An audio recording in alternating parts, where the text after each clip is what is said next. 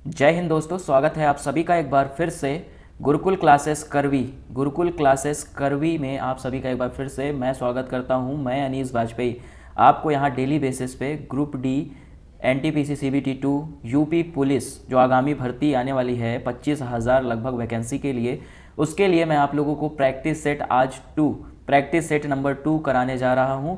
इससे पहले मैं आप लोगों से एक अपील करना चाहता हूं, अगर आप लोग गुरुकुल क्लासेस करवी यूट्यूब चैनल पर नए हैं तो चैनल को सब्सक्राइब ज़रूर करिएगा ताकि आप लोग अपनी तैयारी को और बेहतर कर सकें। यहाँ डेली बेसिस पे मैं आपको प्रैक्टिस सेट रीजनिंग की करवाता हूँ और पुष्पराज सर के द्वारा यहाँ मैथ भी आपको पढ़ाई जाती है बिल्कुल फ्री।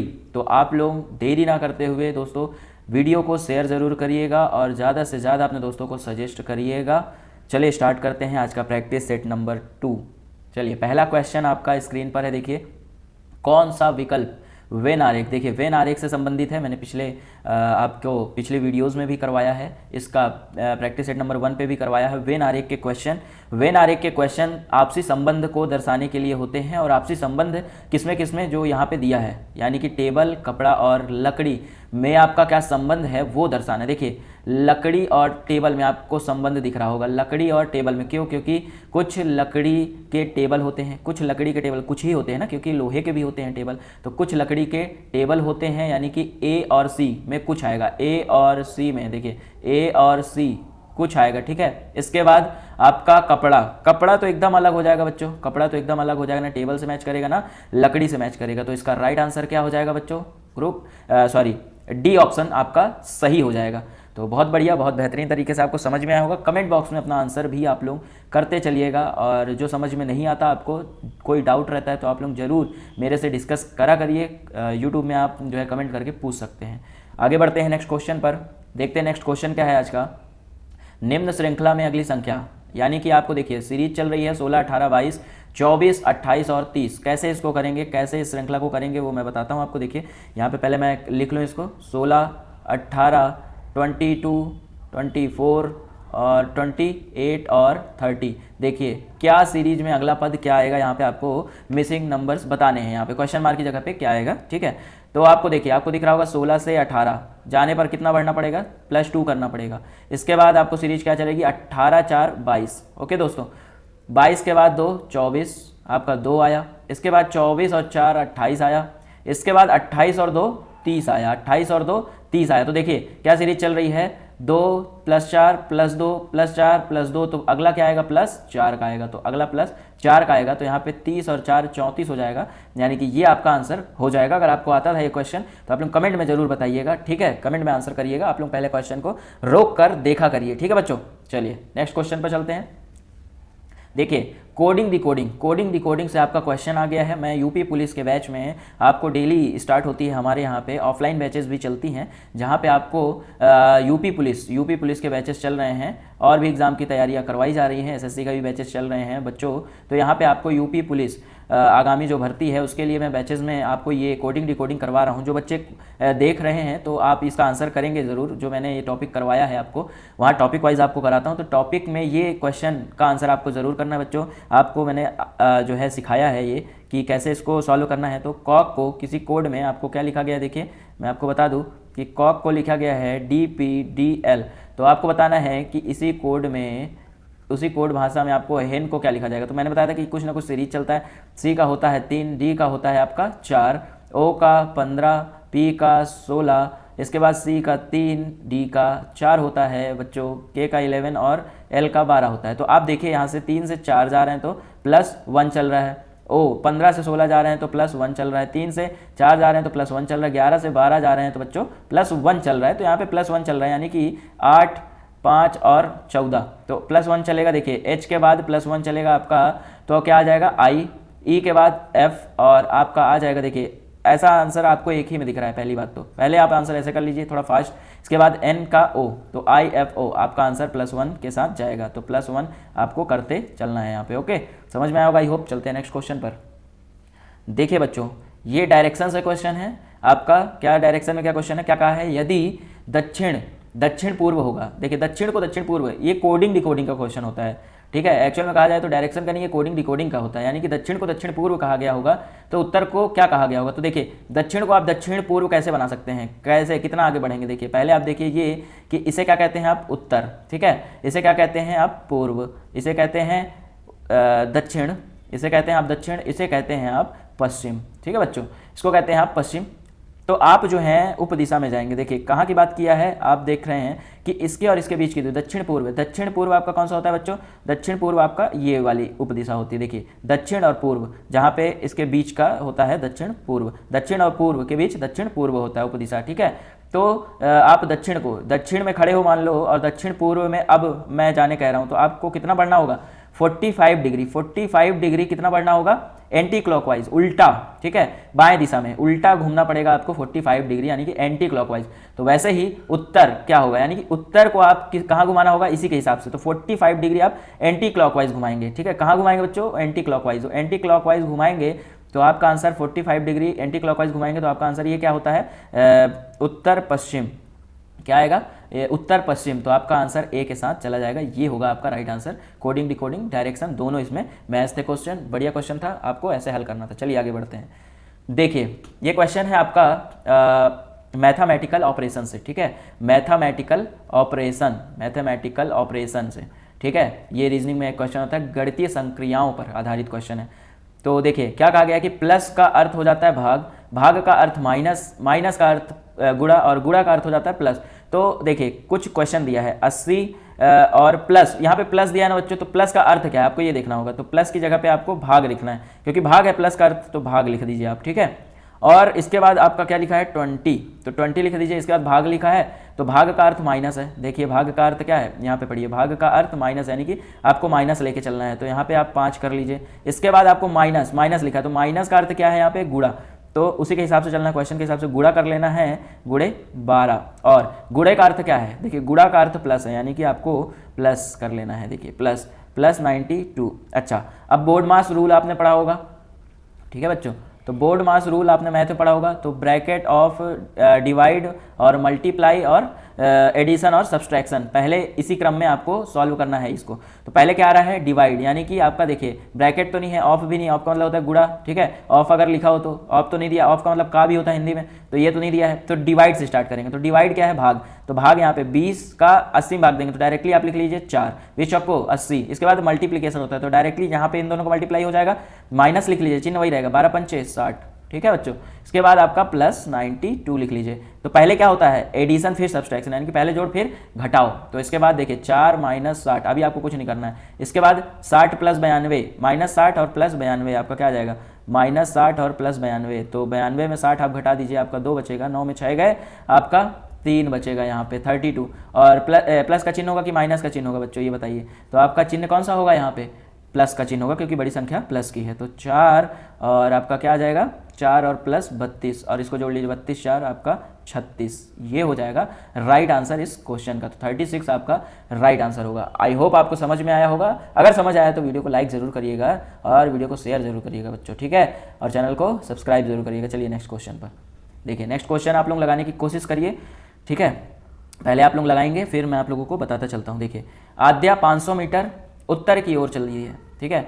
जैसा जैसा क्वेश्चन में कहा है, ये डायरेक्शन का क्वेश्चन है। किसका है बच्चों, डायरेक्शन का क्वेश्चन है, ठीक है। Group D, last year group D में पूछा गया क्वेश्चन है, ग्रुप डी में, ठीक है, ग्रुप डी में क्वेश्चन पूछा गया है। तो आद्या 500 मीटर उत्तर की ओर चलती है। चलिए 500 मीटर उत्तर की ओर चलाइए। मैंने अभी दिशा पीछे बताया आपको।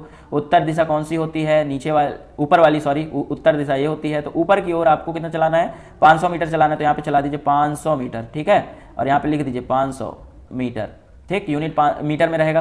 500 मीटर उत्तर की ओर चलती है और बाएं मुड़ जाती है बच्चों। 500 मीटर के बाद बाएं मुड़ जाती है और 250 मीटर चलती है, 250 मीटर चलती है। तो आपको बताना है कि वो प्रारंभिक अवस्था के संबंध में किस दिशा में है, दिशा बताना है बच्चों, बहुत बढ़िया। तो दिशा देखिए, यहाँ पे आपकी प्रारंभिक बिंदु थी, यहाँ पे देखिए, मैं इसको थोड़ा सा आपको अलग से बता देता हूँ। यहाँ पे आपकी क्या थी, प्रारंभिक बिंदु। तो यहाँ से यहाँ इस दिशा में एक उप दिशा बनेगी, और उप दिशा ये उत्तर होती है और ये होती है आपकी पश्चिम। तो ये कौन सा बन जाएगा, उत्तर पश्चिम आपका राइट आंसर होगा, यानी कि ऑप्शन सी आपका सही होगा। चलते हैं नेक्स्ट क्वेश्चन पर और देखते हैं नेक्स्ट क्वेश्चन क्या है। उस विकल्प का चयन करें जो तीसरे शब्द से ठीक उसी तरह संबंधित है जिस प्रकार दूसरा शब्द, यानी कि एनालॉजीज क्वेश्चन है ये। देखिए मैं लिख देता हूँ एनालॉजीज, ठीक है, एनालॉजीज से क्वेश्चन है ये। ओके, समरूपता कहते हैं इसे। एनालॉजीज से क्वेश्चन है कांच का संबंध, संबंध बताना है आपको। देखिए जिस तरह कांच का संबंध पारदर्शी से है उसी तरह लकड़ी का संबंध किससे होगा, लकड़ी है, ठीक है, तो लकड़ी का संबंध किससे होगा, तो कांच का संबंध, देखिए कांच से आर पार देखा जाता है इसलिए पारदर्शी होता है। आप प्रकाश चैप्टर पढ़े होंगे साइंस में आपने प्रकाश चैप्टर पढ़ा होगा फिजिक्स में, तो आप जानते होंगे कि पारदर्शी माध्यम होता है कांच, पारदर्शी माध्यम होता है कांच जिसके आर पार देखा जा सकता है। तो लकड़ी के आर पार नहीं देखा जा सकता बच्चों, अपारदर्शी होता है। आप जान गए क्या होता है, अपारदर्शी। तो आपका आंसर क्या हो जाएगा, ऑप्शन डी, ठीक है, लकड़ी के आर पार नहीं देखा जा सकता। लकड़ी कहीं पे रख देंगे आप लोग तो आप ओंझल हो जाएंगे, आप खुद नहीं दिखेंगे वहां पे, ठीक है बच्चों। अगले क्वेश्चन पर चलते हैं। देखिए अगला क्वेश्चन है आपका, यहाँ पे क्या है बच्चों, देखिए पढ़िए इस क्वेश्चन को और करने की कोशिश करिए। आई होप बच्चों आप लोगों ने पढ़ लिया होगा ये क्वेश्चन कैसे करना है। देखिए कैसे करते हैं इस क्वेश्चन को। यहाँ पे लिखा है प्लस का अर्थ। देखिए पहले तो आप लोग ऐसे लिख लीजिए यहाँ पे क्वेश्चन से कि प्लस को भाग लिख देना है आपको और गुणे को क्या लिख देना है, पीछे ही मैंने एक क्वेश्चन करा है, गुणे को आपको प्लस लिख देना है, ठीक है। तो क्वेश्चन लिखा हुआ है आपका, मैं क्वेश्चन लिख देता हूँ कि यहाँ पे ब्रैकेट है 36 और प्लस लिखा हुआ है, तो प्लस को हमने क्या लिखा था, भाग, तो प्लस को हमने भाग लिख दिया। इसके बाद आपको प्लस का अर्थ, फिर प्लस लिखा हुआ है ब्रैकेट के बाहर, तो प्लस का अर्थ होता है भाग, ये लिख लीजिए। इसके बाद आप लोग जो है इसको गुणे का अर्थ क्या होता है, प्लस होता है, गुणे का अर्थ क्या होता है, प्लस लिखा हुआ है यहाँ पे, तो 12। तो इसको सॉल्व करने की कोशिश करिए। देखिए पहले तो इसका ये ब्रैकेट रहने दीजिए, इस ब्रैकेट को सॉल्व करेंगे आप, क्योंकि पहले ब्रैकेट सॉल्व होता है। तो 36 का भाग 6 में दीजिए, देखिए 6 बचेगा, 6 छंग 36, तो ये ब्रैकेट से बाहर हो जाएगा, भागे 6, यानी कि अभी ये आपका ब्रैकेट बचेगा प्लस 12, यानी कि देखिए 6 और 6 एक बार में कटा तो 1 प्लस 12, 12 1 13। आपका आंसर क्या आ गया, 13 आ गया। आई होप आपका क्वेश्चन का आंसर आ भी गया होगा मेरे से पहले। कमेंट में आप लोग जरूर आंसर करिएगा बच्चों, तभी तो मैं जानूंगा ना कैसे चल रही है आपकी तैयारी। ओके, आपको इसमें ऑड पता लगाना है बच्चों। क्या पता लगाना है, ऑड, तो ऑड पता लगा लीजिए, ठीक है, find odd. Okay, find odd, तो विषम का पता लगाना है। तो देखिए विषम कैसे पता लगाते हैं, ऐसे आकृति वाले क्वेश्चन मैं ले रहा हूँ यहाँ पे। आकृति वाले क्वेश्चन बहुत ज़्यादा ग्रुप डी में कराए जाते हैं आपको, तो यहाँ पे देखिए ग्रुप डी के लिए तैयारी करिए बाकायदे एकदम। ग्रुप डी का आगामी एग्जाम है आपका, ठीक है, और जो NTPC CBT 2 के लिए कर रहे हैं वो भी तैयारी करें, क्योंकि NTPC 2 का जो रिजल्ट है 25 फर्स्ट का रिजल्ट आपका 15 जनवरी को आने वाला है। इसके बाद एग्जाम भी है आपके 14 से 18 फरवरी CBT 2 का। ओके, तो तैयारी आप बेहतर करिए बच्चों। रेलवे में आकृति वाले क्वेश्चन बहुत ज़्यादा पूछे जाते हैं, ठीक है, तो रेलवे के लिए बता रहा हूँ, और बाकी आप यूपी पुलिस की तैयारी कर ही रहे हैं, ठीक है बच्चों, तो जुड़े रहिए। देखिए आपका, देखिए इसमें क्रॉस है, इसमें भी अगर घुमा देंगे इसको, मैंने घुमा दिया तो घुमा देंगे आप, देखिए थोड़ा थोड़ा जो है घुमा दिया इसको, इस एंगल को घुमा दिया यहाँ पे, तो घुमा देंगे तो भी क्रॉस बना हुआ है। इसको भी आप थोड़ा सा जो है इधर उधर करेंगे तो भी आपको क्रॉस ही दिख रहा है। क्या दिख रहा है बच्चों, क्रॉस दिख रहा है। पर देखिए सबसे अलग आपका ये दिख रहा है, आपने अभी तक अलग पहचान लिया होगा, सबसे अलग देखना था आपको। तो अलग आकृति क्या दिख रही है इसमें, देखिए दो ठो जो एरो है ये सब एक दूसरे से जुड़े थे, क्रॉस बन रहा था, पर इसमें क्रॉस बनना चाहिए था, कहीं ना कहीं से क्रॉस बनना चाहिए था, पर ये एक अलग हो गया, तो ये आकृति क्या हो गई, अलग। तो ये वाली सबसे अलग हो जाएगी। देखिए आप क्वेश्चन से आप लोग समझ पा रहे होंगे कि ये आकृति क्या हो गई, अलग, यानी कि आपका आंसर क्या होगा। देखिए ध्यान से देखिएगा इस क्वेश्चन को, देखिए आपकी आकृति क्या है, ये डी वाली आकृति है, और आपका आंसर क्या है, डी वाली आकृति में बी ऑप्शन में है। देखिए तो ये आपका जो है सही होगा इस क्वेश्चन का आंसर। चलिए नेक्स्ट क्वेश्चन पर चलते हैं। नेक्स्ट क्वेश्चन देखिए, आपका क्वेश्चन पूछा है आकृति का निर्माण करने के लिए निम्नलिखित में से कौन सी, ये आकृति का क्वेश्चन है और आपको बताना है कि अंतर्निहित कौन कौन सा आकृति, इनमें से, इन ऑप्शन में से कौन कौन सी आकृति को मिलाकर ये वाला डब्बा बनाया गया है। बच्चों ये वाला डब्बा बनाया गया है, ऑप्शन में से देखकर आपको बताना है, ठीक है। तो ऑप्शन है आपके, देखिए एक तो गोला है आपका, यहाँ पे एक गोला है, यहाँ पे एक त्रिभुज है, समकोण त्रिभुज है, और एक यहाँ पे पेंटागन बना हुआ है। बच्चों देखिए यहाँ पे पेंटागन बना हुआ है, एक वर्ग बना हुआ है। चलिए तो देखिए यहाँ पे घन के आकार का बना हुआ है। तो एक तो आप देख रहे हैं कि घन के आकार का यहाँ पे बना हुआ है, यहाँ पे देखेंगे तो घन के आकार का बना हुआ है, ऑप्शन में आपको बताते चलता हूँ, घन के आकार का यहाँ पे बना हुआ है। इसके बाद देखिए इसमें एक पेंटागन वाली आकृति आपको झलक रही होगी, तो पेंटागन वाली आकृति ये है, ठीक है। इसके बाद एक गोला आकृति झलक रही होगी, तो ये है। तो आपका ए, सी और डी, क्योंकि ये तो नहीं है बच्चों, देखिए त्रिभुज कहीं है क्या, समकोण त्रिभुज आपको नजर आ रहा है, नहीं आ रहा है, आप कहेंगे तो आपके ऑप्शन में ए सी डी, ये वाला ऑप्शन आपका सही होगा। देखिए और किसी में नहीं है, ए सी डी संयोजन करके ये आकृति बन रही है, ठीक है दोस्तों। कैसे करना है आप समझ गए होंगे। तो चलते हैं नेक्स्ट क्वेश्चन पर।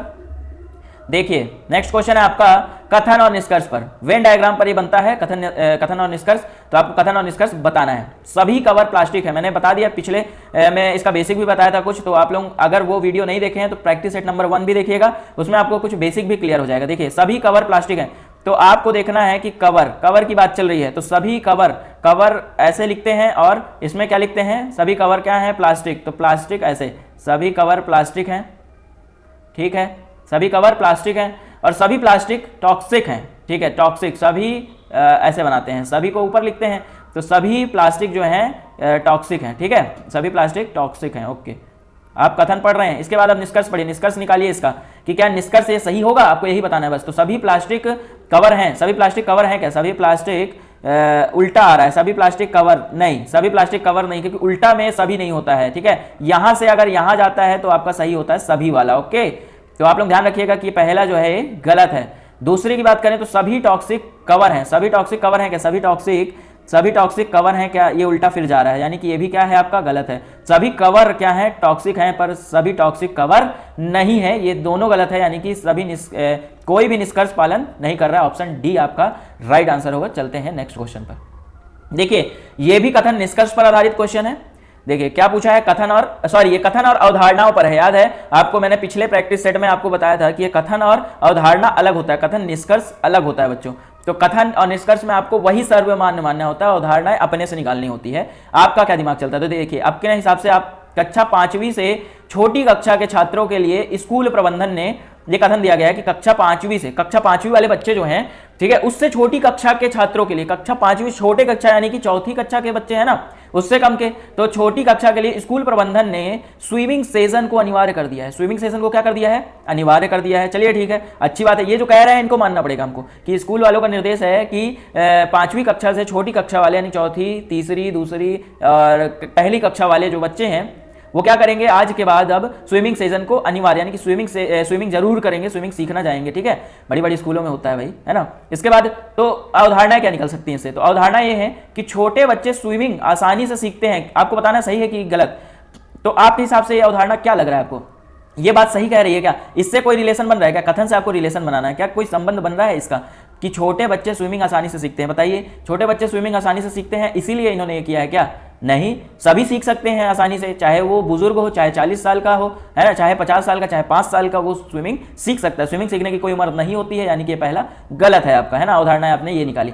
दूसरा क्या है, स्कूल बच्चों का सर्वांगीण विकास चाहता है। स्कूल जो है बच्चों का सर्वांगीण विकास चाहता है, इसलिए स्विमिंग सिखाना चाहता है। देखिए बच्चों, बिल्कुल ये सही है ना, बच्चों का छोटे बच्चों का विकास चाहता है, बच्चों का जो माइंड डेवलप हो। स्विमिंग करने से अच्छी खासी एक एक्सरसाइज भी होती है बच्चों, एक्सरसाइज होती है, जिससे एक्सरसाइज से आपका माइंड भी बहुत शार्प चलता है। एक्सरसाइज करने वाले बच्चों का माइंड भी बहुत शार्प चलता है और मन जो है शांत रहता है। पढ़ाई वगैरह आप बहुत अच्छे तरीके से कर सकते हैं, शांति बनी होती है बच्चों, शांति, एकाग्रचित्त आप रहते हैं, ठीक है।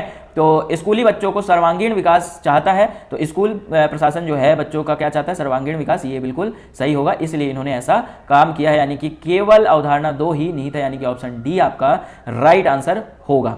तो ये थे आज का क्वेश्चन और ये था आज का सेशन प्रैक्टिस सेट नंबर 2, ठीक है दोस्तों, प्रैक्टिस सेट नंबर 2। अगर आपको वीडियो, देखिए मैं बार बार अपील कर रहा हूं आपसे कि अगर वीडियो आपको अगर अच्छी लगी है तो शेयर करिए, ठीक है, अपने दोस्तों के साथ। जो बच्चे जो हैं गुरुकुल क्लासेस करवी यूट्यूब चैनल से अभी तक नहीं जुड़े हैं, उनको भी जोड़ने का प्रयास करिए और उनको जो है आप सजेस्ट करिए बच्चों कि यहाँ पे डेली बेसिस पे आपको किसकी, ग्रुप डी जो आगामी एग्जाम है, ग्रुप डी एनटीपीसी सीबीटी 2 की यहाँ पे तैयारी करवाई जा रही है निःशुल्क, और यूट्यूब चैनल में आपको निःशुल्क तैयारी करवाई जा रही है। अगर आप चाहते हैं तो ऑफलाइन बैचेस भी आप हमारे ले सकते हैं आकर। आपका पता यहाँ देख सकते हैं कि LIC रोड ट्रैफिक चौराहा, और ये कॉन्टैक्ट नंबर है आपका करवी चित्रकूट में। आप लोग आकर आप लोग ये संपर्क नंबर से आप बात भी कर सकते हैं। आप लोग जो है ऑफलाइन बैचेस चल रही हैं, ऑफलाइन बैच का भी मजा ले सकते हैं बच्चों। तैयारी आप लोग जोरों शोरों से करते रहिए। आपका आगामी जो यूपी पुलिस का एग्जाम, यूपी पुलिस का जो एग्जाम है उसके भी बैचेस चलाए जा रहे हैं।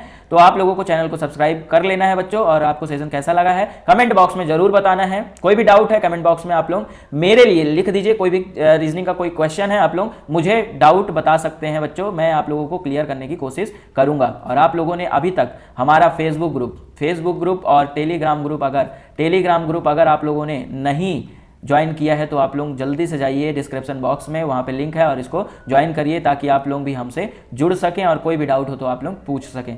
तो मिलते हैं अब अगले सेशन में, अगली वीडियो में, अगले प्रैक्टिस सेट के साथ। तब तक